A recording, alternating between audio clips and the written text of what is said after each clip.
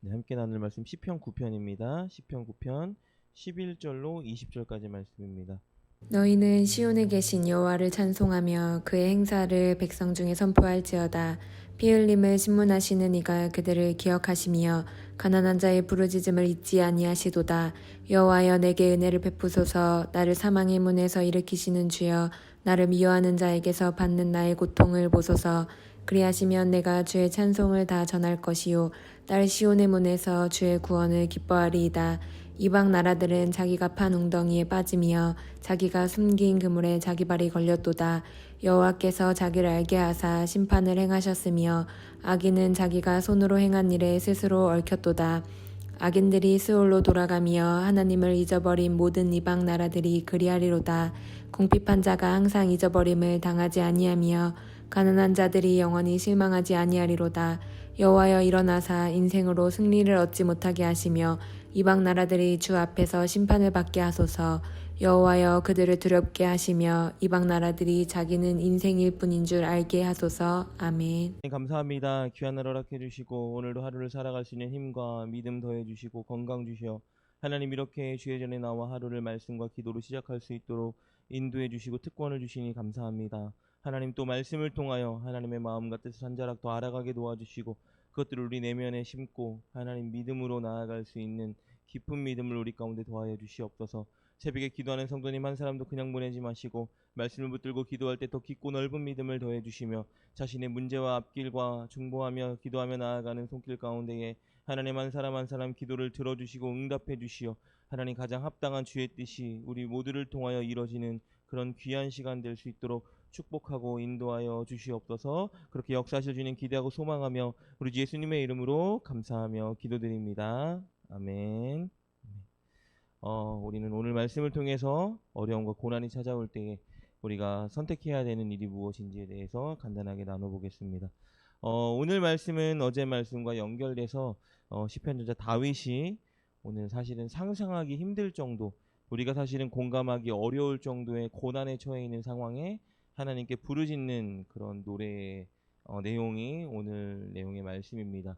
우리가 질병의 문제라든지 재정의 문제라든지 혹은 내 비전이나 계획이 막힌 정도의 문제로 다윗이 지금 고난을 받고 있다라면 사실 우리가 공감할 수 있는 문제지만, 사실 다윗은 지금 불의한 악인들에 대해서 그들에 의해서 엄청난 공격을 받아서 목숨이 지금 위태위태한 상황에 처해 있기 때문에 사실은 우리가 그의 심정과 마음을 공감하기에는 조금 어려움이 있습니다. 왜냐하면 우리가 사실은 불의한 악인 때문에 그렇게 고난을 당하는 그런 일들을 많이 겪어보진 않았기 때문이겠죠.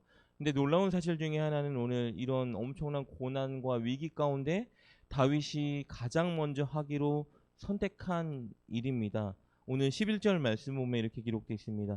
너희는 시온에 계신 여호와를 찬송하며 그의 행사를 백성 중에 선포할지어다.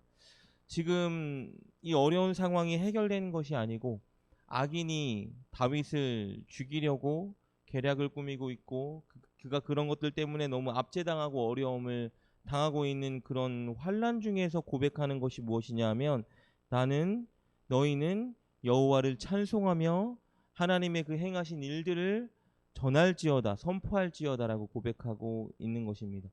그러니까 이 위기 가운데에 그가 가장 먼저 하기로 선택한 일은 무엇이냐 하면 하나님을 찬송하고 하나님이 행하셨던 일을 선포하겠다라고 말하고 있다라는 거예요.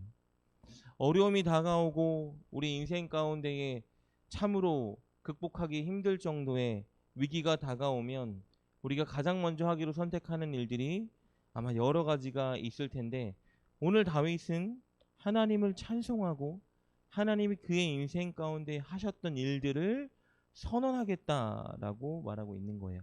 사실 어제 우리가 나눴던 시편 9편 1절부터 10절까지 말씀, 그가 우리가 어제 나눈 말씀에서 하나님이 정의롭고 공의롭게 그의 의를 인정하고 입증해 주셨던 일들에 대해서 그가 찬양하고 감사하는 일들을 나눴었습니다.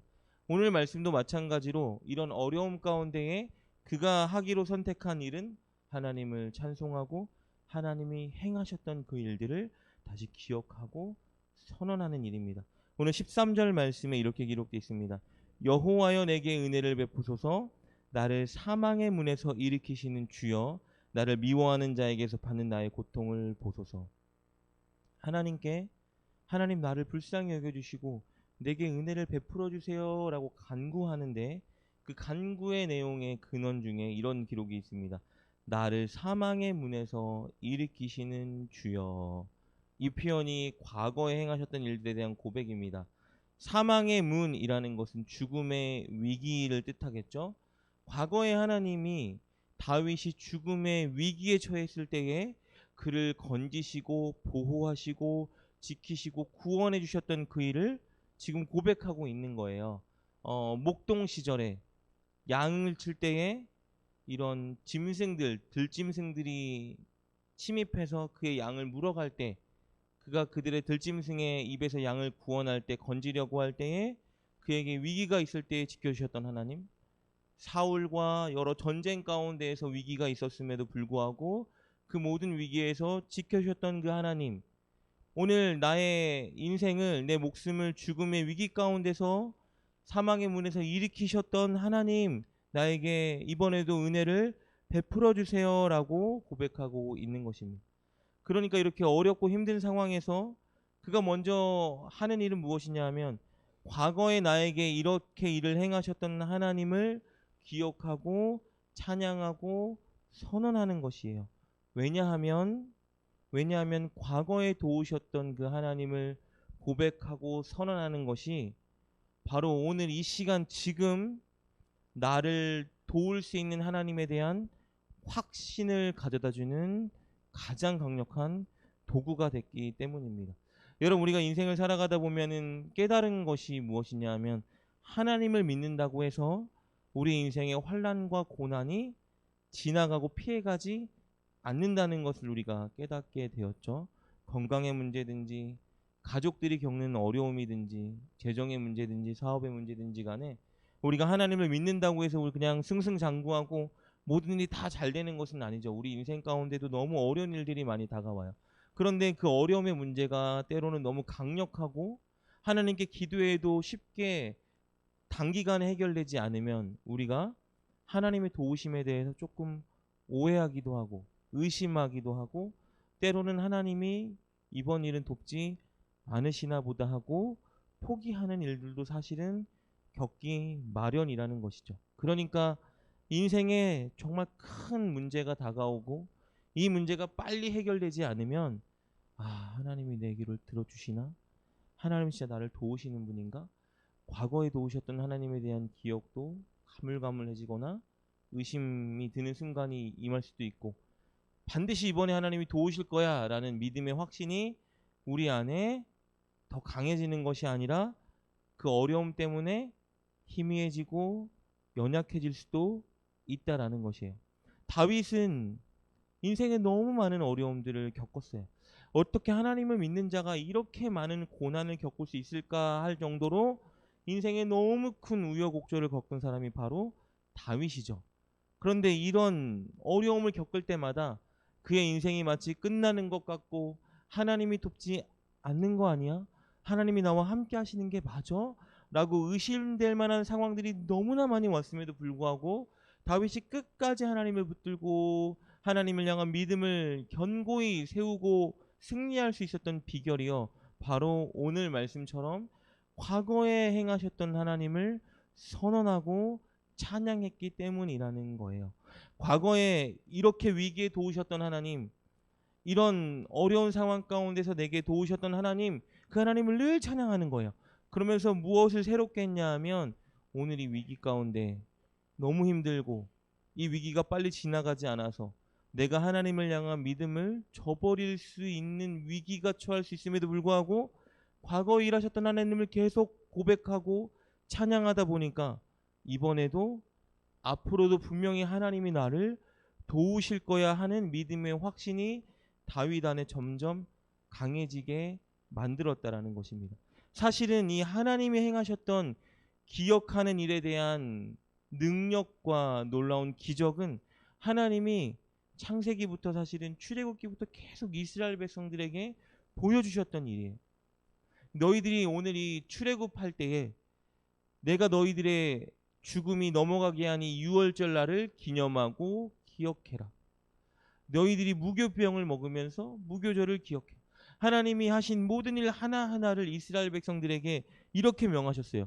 너희는 오늘 내가 행해준 일을 반드시 기억하고 기념해라. 왜냐하면 하나님이 하신 일을 기억하고 기념하는 것, 찬양하는 일이 하나님을 향한 믿음을 다시 한번 새롭게 하고 견고히 한다라는 것을 하나님이 더 잘 아셨기 때문이에요.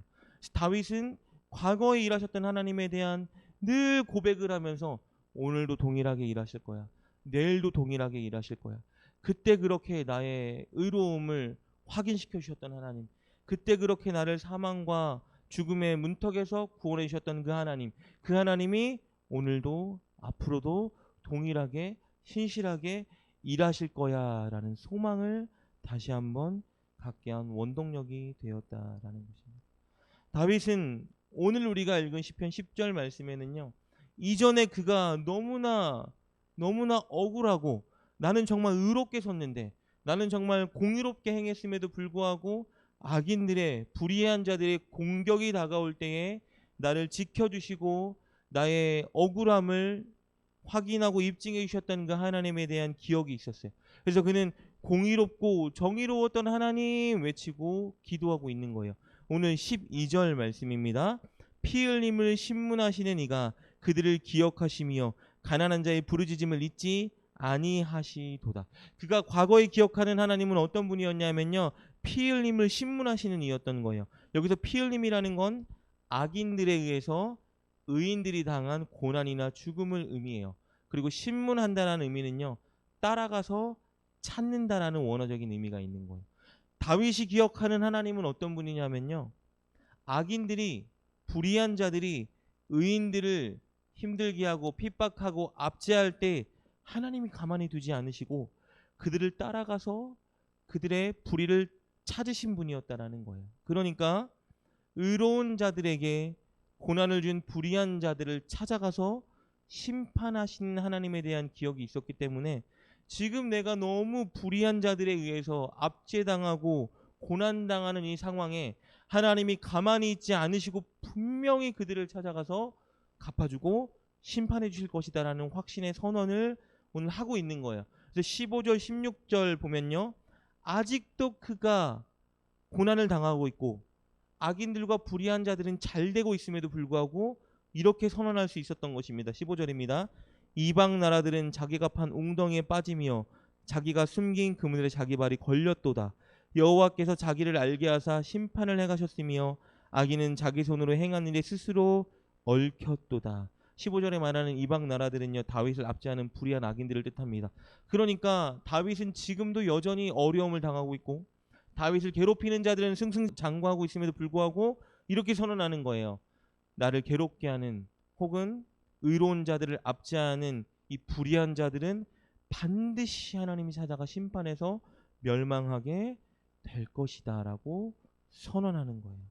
과거에 그랬던 하나님이, 그 성품이, 그 정의롭고 공의로운 하나님께서 반드시 지금 불의한 자들을 찾아가서 그들을 심판하실 것이다 라고 선언하고 있는 거예요.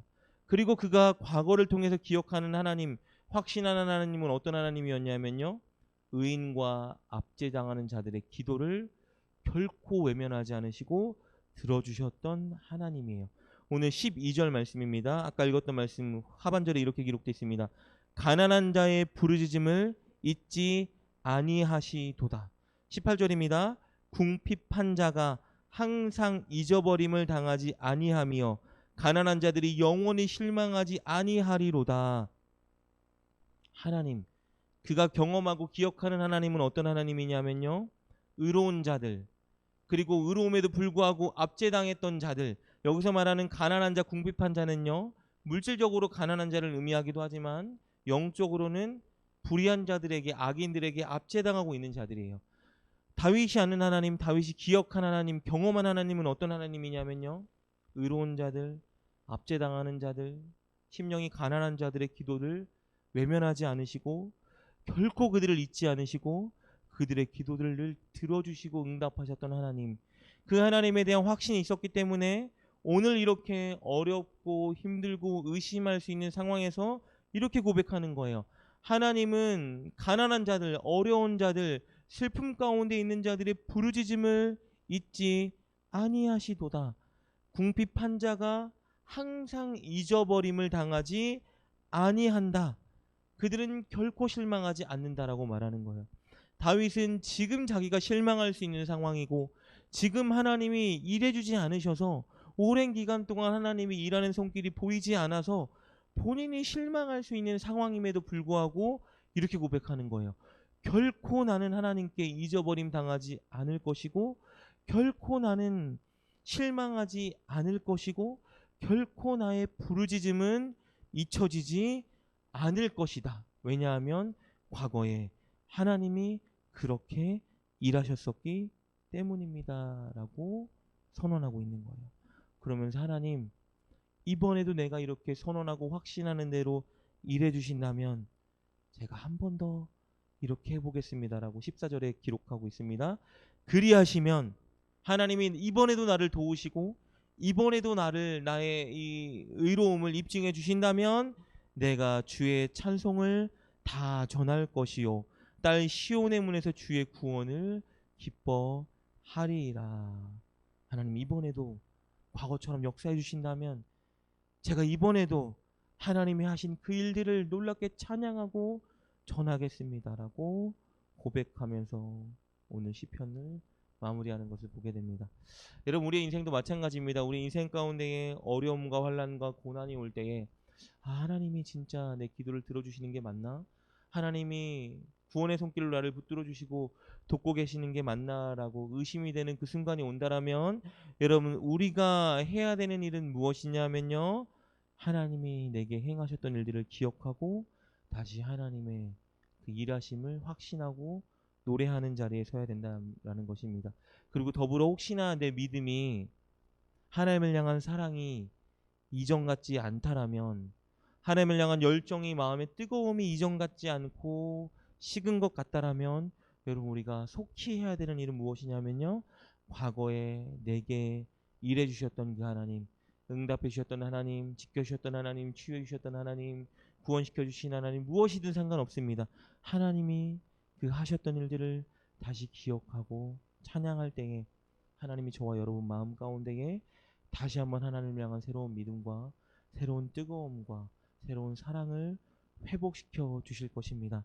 오늘 이 시간에 저와 여러분 가운데 일하셨던 그 하나님을 기억하며 하나님을 노래하는 자리에 섰으면 좋겠습니다.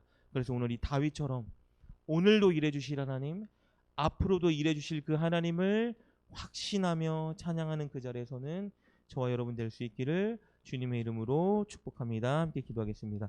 하나님, 감사합니다. 오늘까지 우리를 지켜주셨고 보호하셨고 은혜 내려주셨고 응답해 주셨던 그 하나님의 놀라운 사랑과 은혜가 너무나 감사합니다. 하나님, 오늘 이 시간에도 주님, 우리가 기도할 때에 우리의 과거 가운데 찾아와 일하셨던 하나님, 오늘 이 시간까지 인도하신 에베네셀 하나님을 기억하고 찬양하게 도와주시오. 우리 마음 가운데 잊혀졌던 하나님을 향한 사랑과 뜨거움과 은혜가 다시 한번 놀랍게 회복되는 시간 되게 하여 주시옵소서. 오늘 하루 믿음으로 살아가며 하나님이 하신 일을 전하며 찬양하는 우리 모두가 되게 도와주시고, 이 시간 기도하는 성도님들의 기도에 응답해 주시어 한 사람도 그냥 보내지 마시고 각자의 어려움 가운데에 주님께서 위로해 주시고 응답해 주시는 것을 경험하게 하여 주시옵소서. 예수님의 이름으로 감사하며 기도드립니다. 아멘.